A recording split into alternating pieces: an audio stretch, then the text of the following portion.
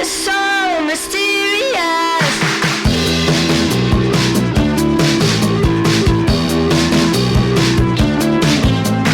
Just sit down and hang with us. Why so mysterious? This is Why So Mysterious, the podcast where we attempt to fill the gap between the bodies we have and the lack of knowledge around them, We're sharing our experiences and answering our own questions with some help along the way. to destigmatize tricky, taboo topics. The triple T's. Welcome to another episode of Why So Mysterious. I'm Raven, And I'm Sara. and today we are going to be talking about a topic that is sweeping I would say, The Period Nation. the period nation, the menstrual, And now the Makeup Nation. that we'll too. get into that. Yeah, for sure. But the Period Nation. I think For there's sure. something that goes hand in hand also with the zero waste thing. It's Totally. a different set of customer consciousness, Yes. perhaps. So, we're talking about PFAS today, or PFAS. S. Yeah. That is per and polyfluoroalkyl substances. I'm so glad that you. That was just off the top of my head. Good I knew job. that. I mean, you've been on the PFAS train Yeah, I have. for a while now. Yeah, I've been on that PFAS train for, a couple months now, and just riding that non-PFAS high. Sara actually even, she was the consultant for a group of lawyers on this Yes. subject recently. So, just like yesterday, I actually. said, it's quite topical. Yeah, So, some consumer product activist lawyers in New York yeah, contacted me about this topic. which is pretty so, cool, but yeah. also, like we were talking about, like very surprising that they had not done this before. Yeah, well, yeah, and it seems so. I think to give people some context, Yeah, we should maybe. probably do that. Let's go there first. In January of 2020, Sierra Club, which is like an online, what do you call it? A blog? I don't know what you call like articles online community. Are they online magazines now? I don't know. I'm not sure. That's what I never know what to call them. Is it a blog or is it? I think we all know what you're talking about. Yeah, though. but it's not really like a blog. Like it's like No. just online articles. Yeah, that's an online magazine. Sure. That's what it is. Okay. Anyways, the Sierra Club posted an article that basically was like an investigation on period underwear companies, two of them, that they had tested at the Notre Dame University of Notre Dame. Yeah, that's a Whatever. thing. That's a thing. I think that's where the movie Rudy is set. Sure. I don't know that movie. It's a football movie. It's boring. Oh, okay. It's based on a true story, but you don't need to watch it. Oh, okay. But I can't remember what the scientist, his name is like Weasley or something like that. Weasley? Peasley. That's such a scientist's It name. is such a scientist's name. So he's like the scientist that discovered PFAS in general. Yeah. And so they took two brands of period underwear and they tested them for PFAS. I think my only question is, like, this is just what I'm like curious about, is why? Like, who?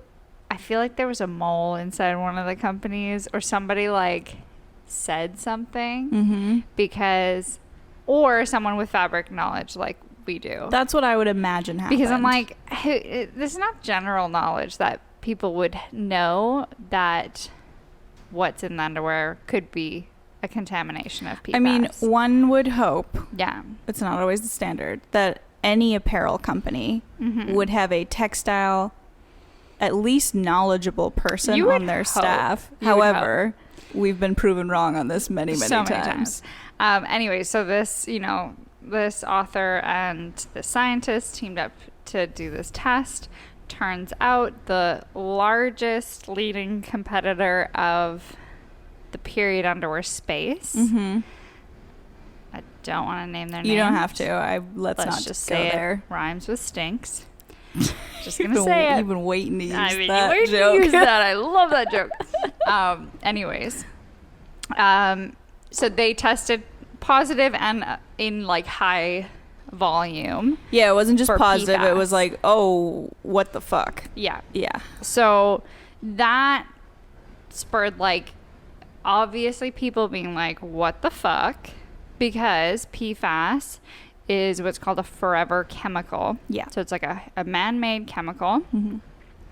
that is called a forever chemical because It won't ever leave your body, and it won't ever Precisely. leave whatever it is that it's contaminated. And if you Yeah. come in contact with it again, it builds up. Mm-hmm. So, and it has been linked to some. linked to or known to cause decreased infertility, hormone suppressing, or it's a hormone suppressor, Yes. and it has also been linked to cancer. Mind you, we say this, and I don't know how much like volume of PFAS you need to have been contaminated, or like how much in contact with. I would imagine and hope that it is very high for it to cause those. I will. So my, like, a little bit of research that I've done on this hasn't really been in the menstrual Yeah. like space. I would say that it's been more sort of like in general, what are people using this for? And the recorded cases that I was reading about were more people who had been exposed to PFAS for a long time and in a large amount, and it's Yeah. more to do with a contamination of like a water supply or a soil supply. Yeah. Because then not only are you sort of in contact with the earth or the water, you Yeah. might also be ingesting it. Yeah. So And like, you know, when I think PFAS was originally discovered, it was in plastics. yes, So obviously, like, we just don't want these chemicals anywhere near us, because if they do these things, we don't want them fucking up our fertility or hormones or our planet. Or planet, yeah, let alone the planet. Mm-hmm. So anyways, one company had it, one company didn't. Tested not positive for any PFAS. Obviously, us working in the period underwear space for Revel, we immediately were like alerted of this, and we're like, okay, this is kind of crazy, but you know, was not something that we were concerned about at all, because we use all certified fabrics. Yes. And you know, immediately we kind of just were like, this is really crazy. We really need to reassure our customers, but we handle these fabrics every day for like 8 hours because we sew the product here. But it's like Sometimes up to 20 hours sometimes back in the up to day. 20 hours, yeah. Very true. So it's like, okay, not just, and I think that's what I think that's what people also need to consider, is if these companies are producing with fabrics with PFAS in them, there are sewers out there that are handling these fabrics not for the 8 to 12 hours that a customer might wear it for, you know, a few days in the month. There are sewers out there that are literally sewing with these fabrics for at least 8 hours, depending on where they're being produced. Like probably year round. I would also say too, like, you know, I think a lot of people would picture like, you know, sewers just like sewing in a machine, but I think, you know, obviously you're touching it, but what you really need to be thinking about is the fibers that come off of cut cloth. Yes. So that's all just like floating around in the air. And like, you know, some people use purely automated cutting, but a lot of factories don't. And A lot of factories don't. any piece that hasn't been finished, which is what gets brought to the sewer, there's little bits that fray off the edge. Yeah. So that's kind of like, picture that. Yeah, picture that. Picture how much, I mean, we know this because we literally have a factory behind this wall. So much of the fiber, like, it feels like dust, but it's just fibers, comes off the serging. Like, it just, like, goes in the air. Yeah. Anyways, when this all happened, we were certain. We were like, yeah, we have no worries. We know our product does not have this. We would never use fabrics with this.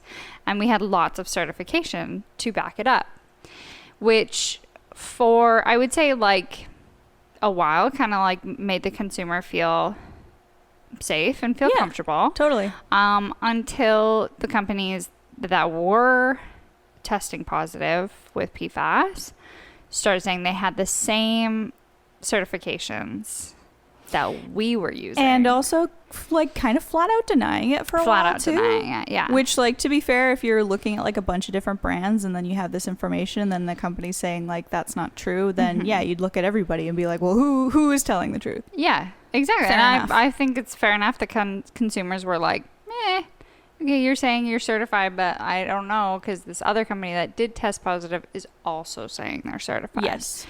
Which has then, like, led us into, like, a greater conversation of, okay, how are they certified? But why are they, you know, testing positive for PFAS? Yes. Pretty much.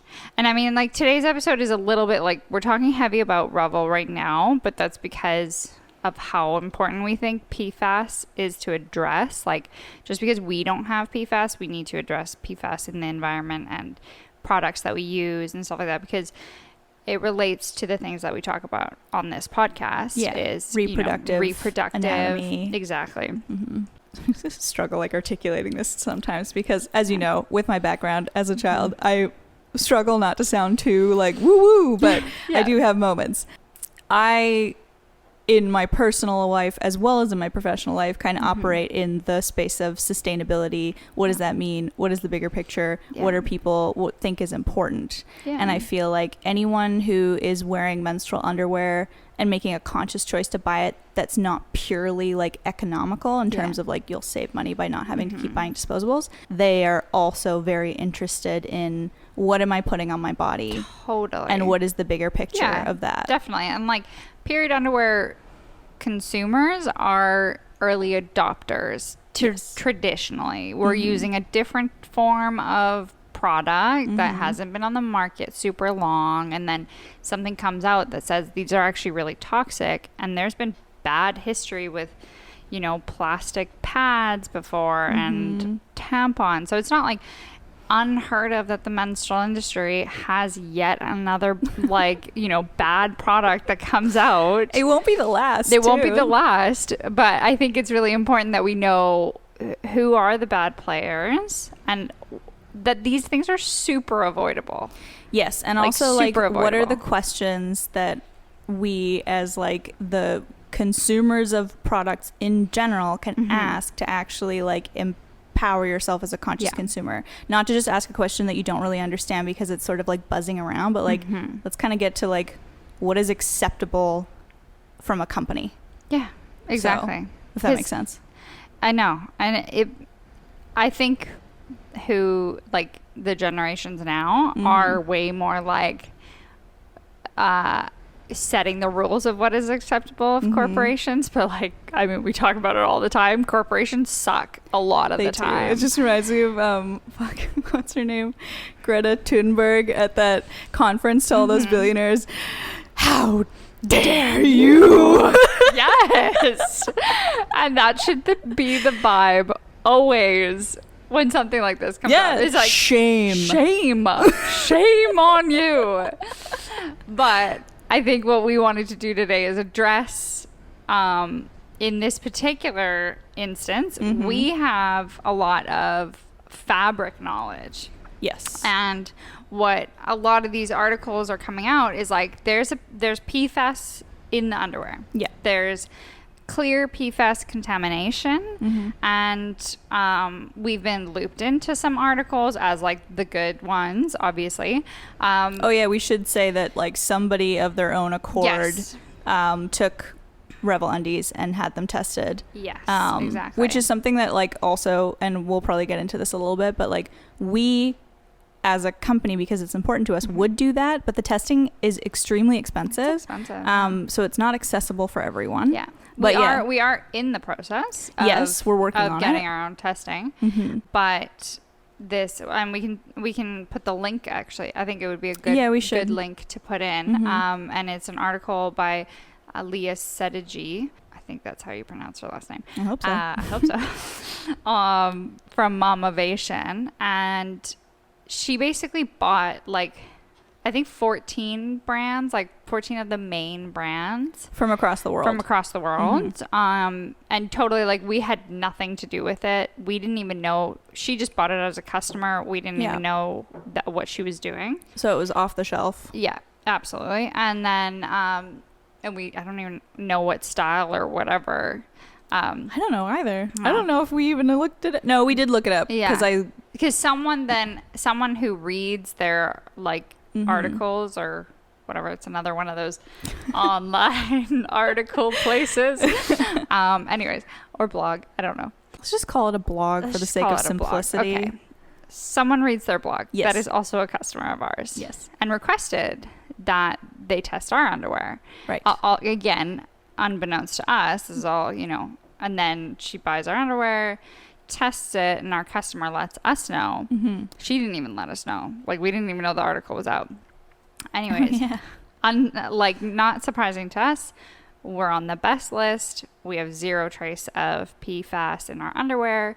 And basically it was like a third party testing done by someone that literally has no relation to us whatsoever. Yeah. So it was just like validation on what we've already been saying. Mm-hmm. But the conversation was always still, where is the contamination coming from?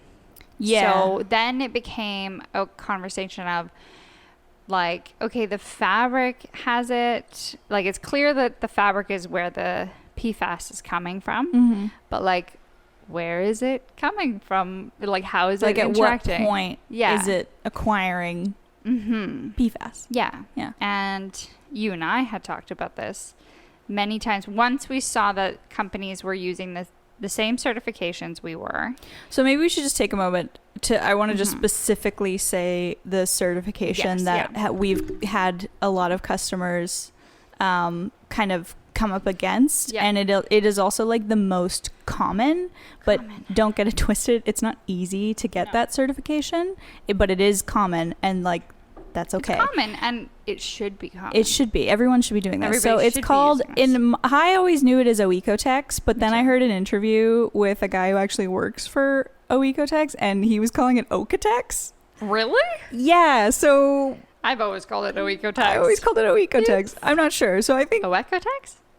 Oecotex? No, Oecotex. We're just going to call it Oecotex. Look, this guy's from North Carolina, so he could be getting it wrong. No offense to North Carolina, but sometimes they put their own spin on things. So I'm going to keep calling it Oecotex because I want someone to tell me for sure. I don't believe this guy for some reason. No. Just about this, but I believe him for everything else. Just so everyone knows. That is like the main certification that we have on all our fabrics, and it is a European Union standard. You cannot sell any fabrics to the European Union if they do not comply to Oecotex, and it was created to eliminate harmful chemicals from the textile process that were affecting people, and then later sort of developed more into planet as well. But, it does... Because it's like also now about the water source of like where the wastewater fabrics are being milled. Yes, and now like actually, so Oecotex has several standards. The most common is Oecotex 100. Yeah.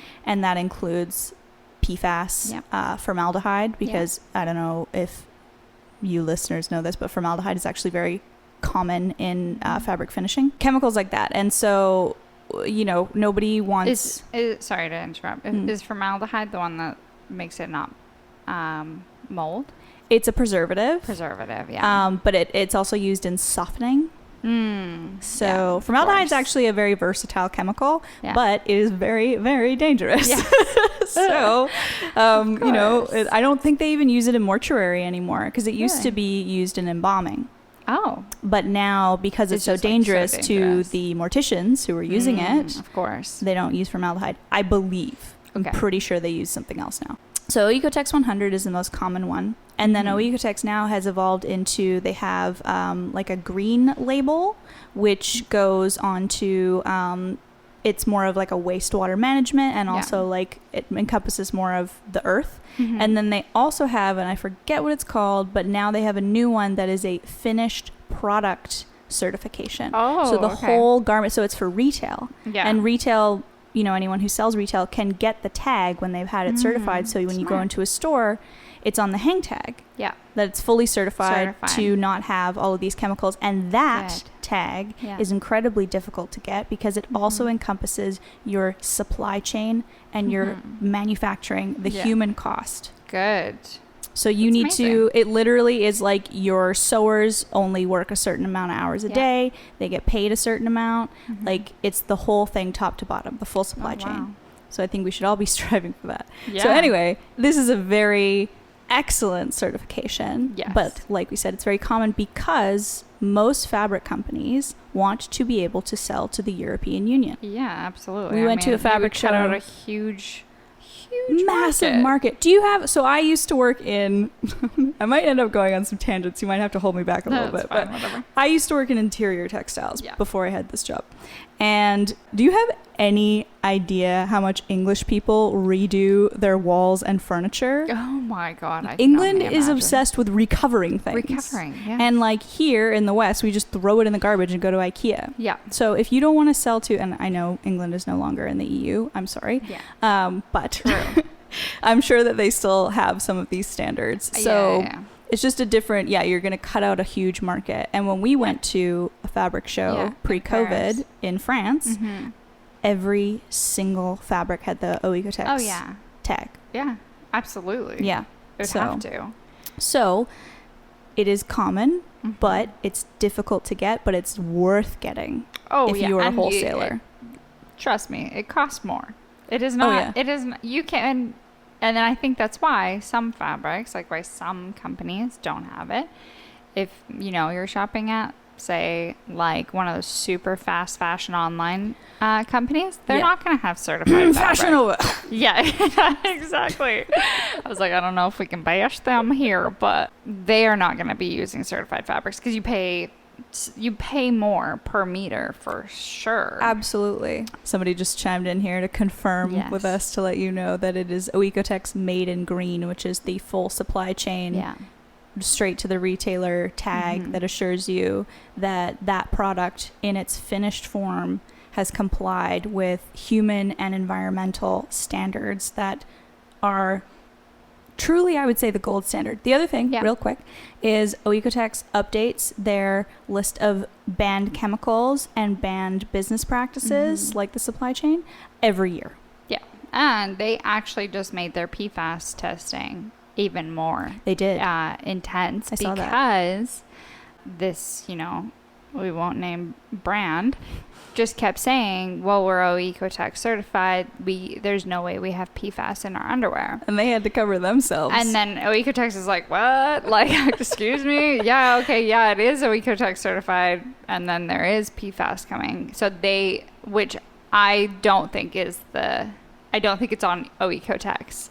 It's not. It's not. So why like, don't at you tell all. us why it's not on Oecotex? And this is Yeah. where, when we get questions, I think the information, like the knowledge of the supply chain of how it works to Mhm. buy a fabric, Yeah. a lot of people don't know, which is No. totally fair. You don't really need to know if You you don't don't really want need to know, but if you own an apparel brand, you should know Yeah. like that you need someone, if you're not the person, that you need someone on your team who has, whether it's technical apparel or raw materials, somebody's got to know how this works. And we're not talking someone who just did like a semester of surface No. design in art school, like a little bit of No. science. Somebody in there. that understands fibers and understands like finishings Yeah. and stuff like that. So literally nobody was talking about was the actual place that the contamination was coming from. Yeah, so if you're certified, then how the heck are these getting on here? Exactly. And so and then I think we just started talking about it in the office I was like, well, literally when you work with a mill, you buy, say, bamboo fabric, or in this case, you buy nylon fabric. On a roll. On a roll. And it's Oecotex certified. It's great fabric. But then that mill has certain connections and offerings to manipulate the fabric Mm-hmm. after it's been made. Mm-hmm. So post-production of the fabric, you can, in so many cases, there's so many different things you can do. Mm-hmm. UV protection, Yeah.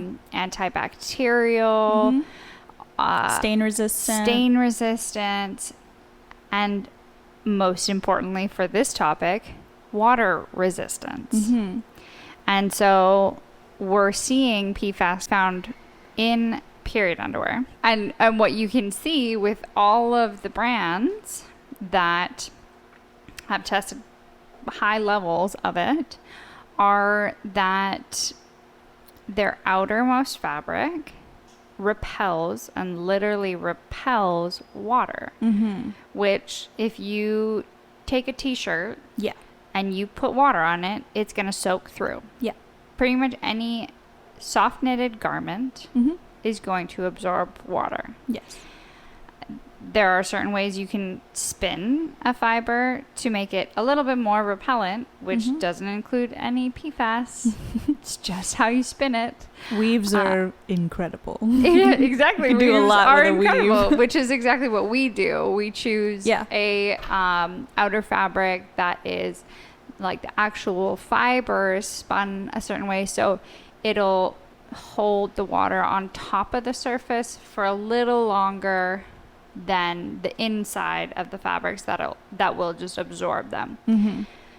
Because we're making leak-proof garments, our mill for our pretty much all our fabrics, and you know, not just the mill that we work with, but when you go shopping for mills, they tell you all the things that they can do for you. Yes. And every single one of them, as soon as they knew that we were making period-proof underwear, they were like, "Oh, we can waterproof the fabric." Mm-hmm. And I'm like, "Oh, hell no. Like, no, thank you. We don't want that."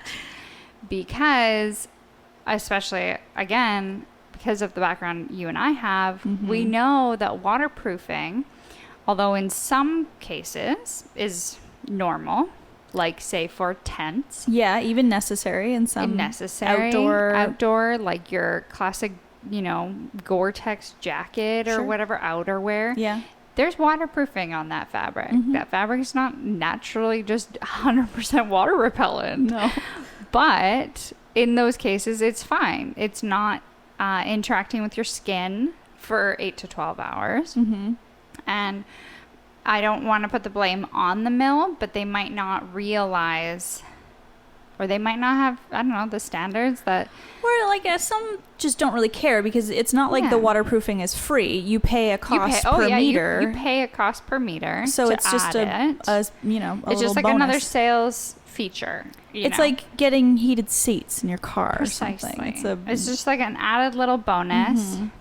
And I don't know why I was the only one to link this as like all the brands that are coming up testing positive have this very water repellent outer layer. Mm-hmm. You literally pour water on top of them and it just sits on there. Yeah. And the most common type of water repellent on fabric is called DWR. Mm. And What does that stand for? durable water repellent. Got it. So literally just is water repellency. Does what it says. It does what it says. And it is literally made up of polyfluoral alkyl substances, PFAS. Right. That is literally what DWR is made of. And so when I suddenly, like, you know, when people would, like the Momavation Yeah. and then more people that I've talked to, I've been the only one to be like, it's not this mystery of where the PFAS contamination is coming from. They are choosing to put DWR on their fabrics Yes.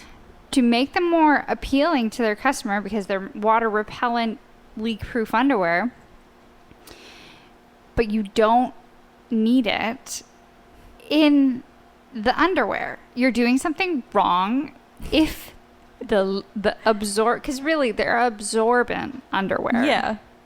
If it's bleeding to the outside, if it is soaking the outside, Yeah. you've done something wrong. It's not a functional garment. It's not a functional And that's kind of the garment. thing too, is like if you, and this is also the danger of not having someone with a textile background in these companies, if you are making a garment product, Mm-hmm. whatever, where in theory it does make sense to waterproof it, like why wouldn't Sure. you? Sure, if it's not Why a huge cost to you, if not? you've got the money, like why not? Adds a little feature. Absolutely. But But if And you have if any you don't know, yeah, if you have any knowledge of what DWR is, you know that DWR has been a super problematic chemical process for a really long time. Like I since the 1950s. think precisely. Yeah. Okay. Yeah. I didn't Yeah. even know it was that early. I was gonna say at least the 80s. I know that it's been like, hey, we shouldn't use this that often. Like it is something we definitely should not be turning to for our base layer garments. Definitely not. So that kind of has brought us to the point where we're now trying to basically like educate that it is something that's avoidable. We don't need to be afraid of if there's a synthetic fabric that it's definitely going to have PFAS in it because it's synthetic. Because that's Right. kind of what people are linking as like, oh, Yeah. well, it's a nylon or polyester or whatever. Yeah.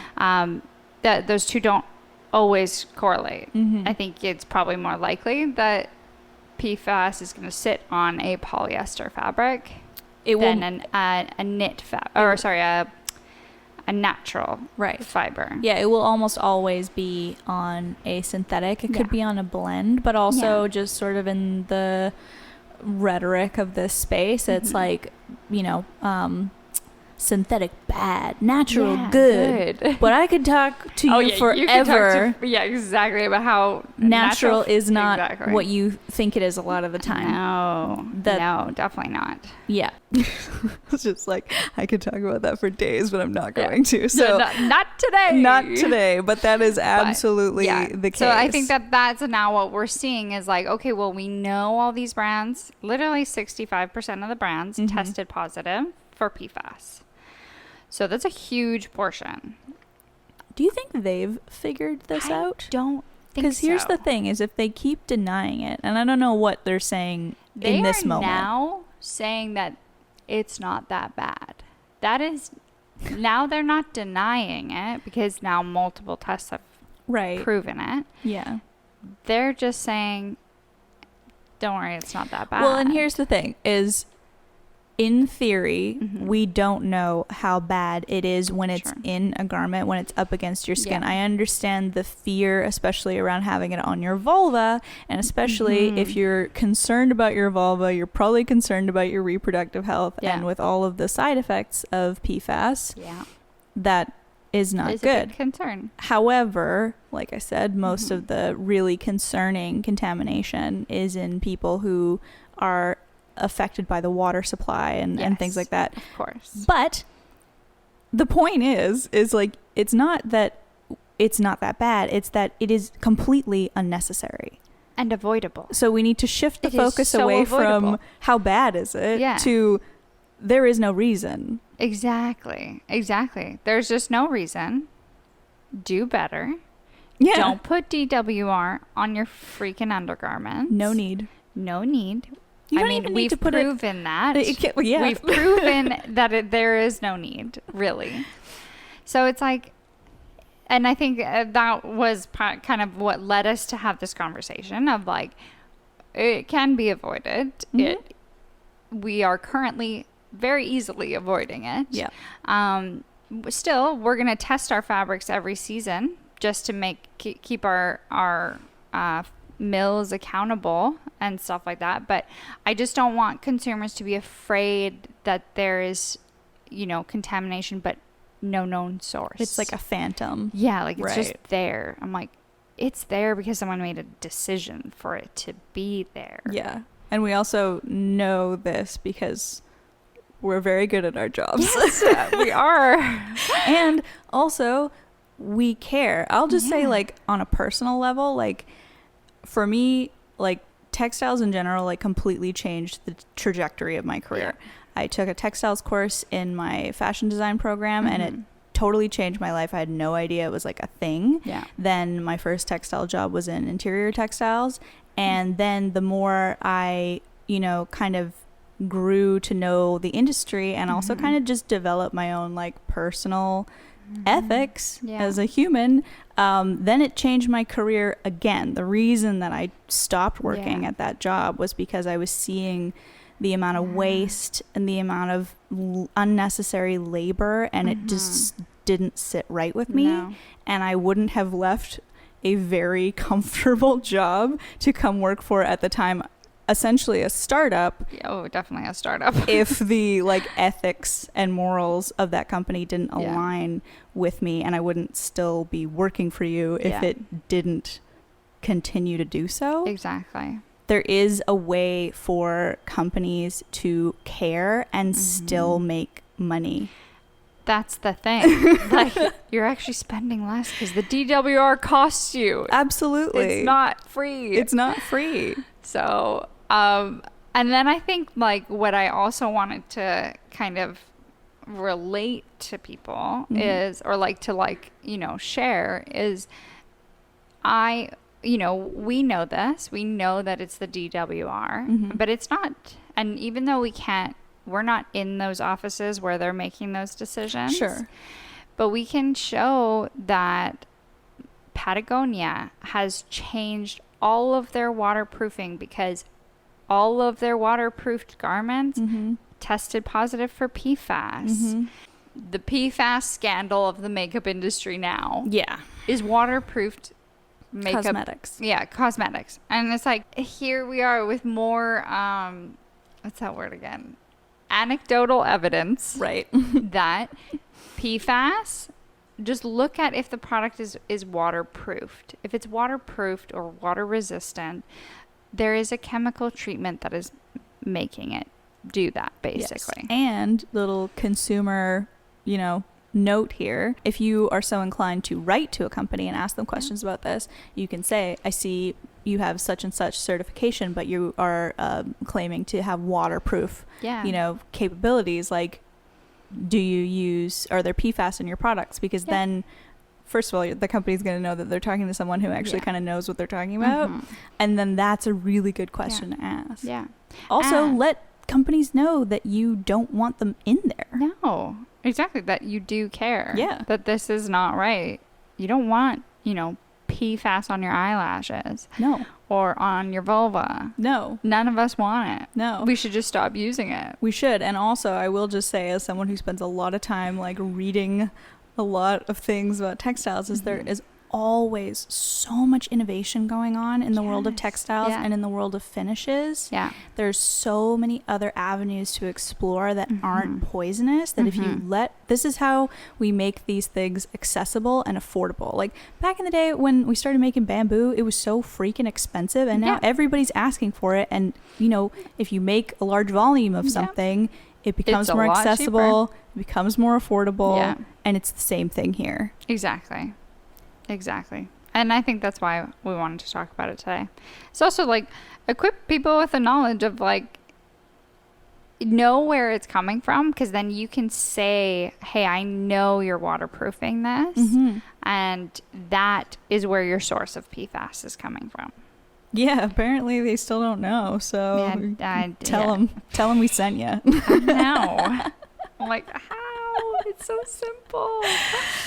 It is. It is. But I don't know. It's not. But sometimes I think, you know, and I tell this to people all the time, it's like what you think you have, like the knowledge that you have it's like the value of it is simplified for you. Like it still holds value, but it's like to you, it's just there. It's like you just know these things. And then, but to other people who, and I say this all the time, I'm the only founder of a period-proof underwear company that has a technical apparel background. Right.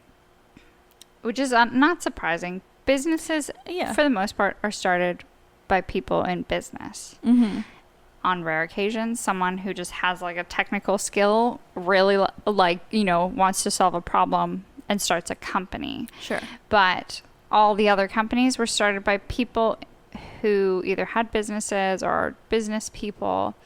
And I would say that is probably one of the biggest factors that made it so simple for us to not have PFAS in our underwear, because it's just like from the beginning, we've had technical knowledge on what we're doing.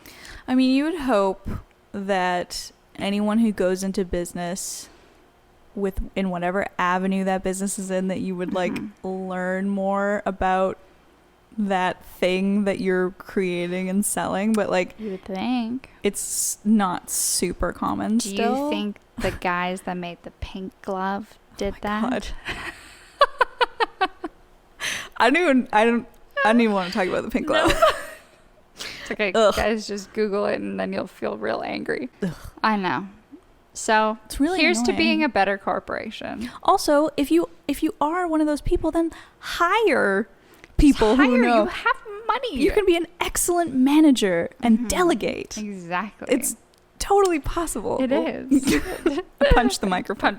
I'm so aggressively. Yeah. Anyway. Yeah. But I don't know how we can wrap this episode up. Don't buy 3M. No. Oh yeah. Oh If yeah. you're Did still you wanna using tell that? No, because story? it's a really long story. Long So I feel like story. maybe I'll Okay. save it because we might come back to this at some point. Yeah. So I will just say, like, if you're still using nonstick pans, please stop. Yeah. Get into butter and olive oil and We use stone pans. They're like this new type of pan that is stone. what? Like Yeah. a frying pan? Yeah, it's frying pans. They're all like gray and speckled. It's a whole new trend of Cute. pans. They're non-stick, but not Teflon non-stick. There is nonstick that's not Yeah. Teflon. But I mean, like, guys, we've known about Teflon, which is from the same family of PFAS. yeah, So we've known that's been like, not the best thing certainly not. for a long time. So it is now people know. Now we're just giving people the knowledge and the skills to know what to look for. So yeah, just sort of wrap it up here. This is not a mystery. No, this one really is It's not a mystery. Not a mystery, and now it's not a mystery to you either. Yeah. And I'll just say, if you have any questions or want more information, you can always email whysomysteriouspod@gmail. You can write to us on Instagram, whysomysteriouspod, and you can also do the same to Revel, because this is our bread and butter over there as well. So info@revel.com, revelundies.com, and then @revelundies on Instagram. Yeah. And really, we're open to any conversation around this. Yes. And if we don't know, we will find out for you. Oh, 100%. Every time. And also, I just wanted to plug a couple things that if you're interested in sort of the world of textiles, conscious consumerism, the whole shebang, there's a couple resources that I find really helpful. One is there's an app. It's an Australian app, and they also have a really good website. It's called goodonu.au. Okay. And in the app, you can type in the name of any brand, and they've rated tons of brands. Cool. And they rate on 3 components. It is people, planet, and animal. And then you can find out their little synopsis of how that brand did. Some brands you'll look and they'll have like failed because they just don't have, like, they won't turn over sufficient evidence to, like I did that once. Well, actually Levi's used to have that, and now they have a you could be doing better kind of score. Really? Yeah, it's really, really interesting. And then there's tons of articles on like every kind of fabric. They have a tiny little article on PFAS in there as well. Yeah. So that, and then there's a million podcasts. Wardrobe Crisis, who's helmed by the first ever sustainability editor at a Vogue magazine. She just recently left to start her own online magazine, Cool. Claire Press. Is it a blog? It is a online magazine. They have a class, like they're starting like a school, and I actually want to like take their courses because weirdly, maybe not weirdly, because they're very into, you know, the reef and environmentalism, except for some people in their government. Australia is like very into the world of sustainable like textiles, or, you know, what's going into the ocean, what's in your sunscreen, does it hurt the reef, like that whole shebang. That's good. But to get you going, goodonu.au, couldn't recommend it more. I like it. Yeah. Let's equip them to be able to do it, you know? Should email them and ask them, how can we get on your, How can we we'd like join a your we'd like a club? grade. We'd like a grade, please. A++. Yeah, we won't accept anything less. No, never. Never. Anyways. I think this has been a nice, it's a slightly different episode, slightly different type of knowledge that we're trying to give people. But I really think this one's important because I think it's underrated and like we need to like and know there's these been things. enough, you know, people on the Revel Undies side who have asked for this information. Yes. So it is very relevant. So here it is. Yes. So thank you for listening. And we hope you've helped. We've helped. I hope you've helped. Just sort of navigate the world of, you know. And I think something, sorry, now I'm going to just plug something more. This has been something that you've talked about of like people approaching zero waste. Yes. And then like being confronted with PFAS and like if that has stopped anyone from wanting to go zero waste because they're nervous that their period underwear is going to be toxic for them. Like I think that's also a really big reason why we need to be like, okay, no, we need to open this conversation. Yes. So that people can access sustainability without fear of toxicity. Yes, and also if you are going zero waste, then you will be asking many, many questions to so companies. Many questions. So which we love. We're and here we're to help always you. here to help. Anyways, All that's right. the episode. That's it. Thank you, and good night. Why So Mysterious is hosted by Sara Jonsdottir and Raven McLean. Audio is produced and edited by Sonia Inke. Original music is by Malcolm Holt and Alexis Young. Check out our website, whysomysterious.com, for more information about this episode and other episodes. You can also email us with questions or topics you'd like to hear us cover on the show at whysomysteriousPod@gmail.com. Follow us on Instagram at Why So Mysterious Pod for updates, fun facts, and general outrage. If you're an audio listener, but you'd rather be a voyeur, check us out on YouTube. If you like the show, tell your friends, and don't forget to rate, review, and subscribe. Until next time.